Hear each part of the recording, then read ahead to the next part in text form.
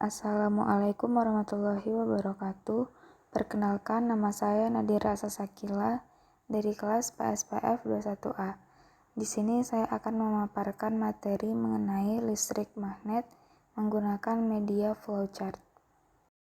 Yang pertama adalah kemagnetan, yaitu membahas mengenai sifat kutub magnet, sifat magnet bahan, cara membuat magnet, cara menghilangkan sifat magnet, gaya Lorentz dan penggunaannya, teori kemagnetan bumi, dan medan magnet. Sifat kutub magnet dibedakan menjadi tarik-menarik dan tolak-menolak. Sifat magnet bahan dibedakan menjadi ferromagnetik, paramagnetik, dan diamagnetik. Cara membuat magnet itu bisa dengan menggosok, bisa dengan aliran arus listrik, dan dengan induksi. Medan magnet itu pengaplikasiannya dengan alat dan prinsip elektromagnetik. Magnet dapat dibedakan menjadi magnet tetap dan magnet sementara. Magnet tetap itu bentuknya ada 4, batang, silinder, jarum, dan ladam. Cara membuatnya itu bisa dengan besi atau baja digosok dengan magnet. Yang kedua, magnet sementara. Cara membuatnya dengan aliran arus listrik atau dengan induksi magnetik. Aliran arus listrik itu disebut dengan elektromagnetik yang ada pada alat bel listrik, telepon, relay, galvanometer, dan alat pengangkat besi. Medan magnet dapat ditimbulkan oleh muatan yang bergerak, elemen arus, kawat lurus berarus listrik, dan kawat melingkar berarus listrik. Gaya magnetik digambarkan dengan garis-garis medan magnet.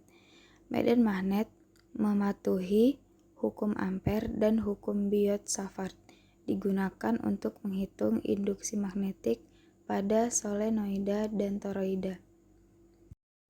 Induksi elektromagnetik itu meliputi GGL induksi, generator, dinamo, trafo, dan keempat induksi elektromagnetik tersebut memiliki cara kerja, jenis-jenis, dan kegunaannya masing-masing. Yang pertama adalah GGL induksi. Makin cepat perubahan garis gaya magnet masuk dalam kumparan, makin besar GGL induksi yang timbul. Makin banyak lilitan kawat pada kumparan, makin besar GGL induksi yang timbul. Jumlah garis gaya magnet yang masuk dalam kumparan dapat berubah dengan cara sebagai berikut, yaitu yang pertama menggerakkan magnet batang keluar masuk kumparan, yang kedua memutar magnet dekat kumparan, yang ketiga mendekatkan kumparan pada kutub magnet, dan yang keempat adalah memutus-mutus arus primer untuk menginduksi arus sekunder pada kumparan lain. Selanjutnya adalah cara kerja generator. Setelah rotor diputarkan oleh penggerak mula atau prime mover, maka kutub-kutub pada rotor akan berputar. Apabila kumparan kutub disuplai oleh tegangan searah, pada permukaan kutub akan timbul medan magnet yang berputar. Generator modern bekerja berdasarkan prinsip induksi elektromagnetik yang pertama kali ditemukan oleh Michael Faraday pada tahun 1831. Aliran listrik dapat diinduksi dengan menggerakkan konduktor listrik, sehingga menciptakan perbedaan tegangan antara kedua ujung kabel yang nantinya terjadi muatan listrik mengalir dan menghasilkan arus listrik. Kemudian cara kerja dinamo. Dinamo pada dasarnya terdiri dari sebuah kumparan yang berputar dalam medan magnet.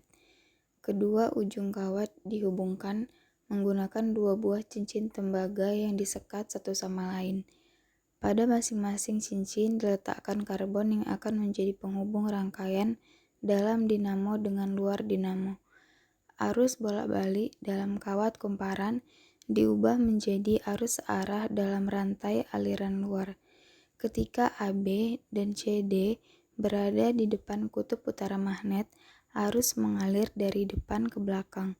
Sikat P tetap menjadi kutub positif dan sikat Q menjadi kutub negatif. Pada saat arus berbalik arah, kedua cincin belah dihubungkan sebentar.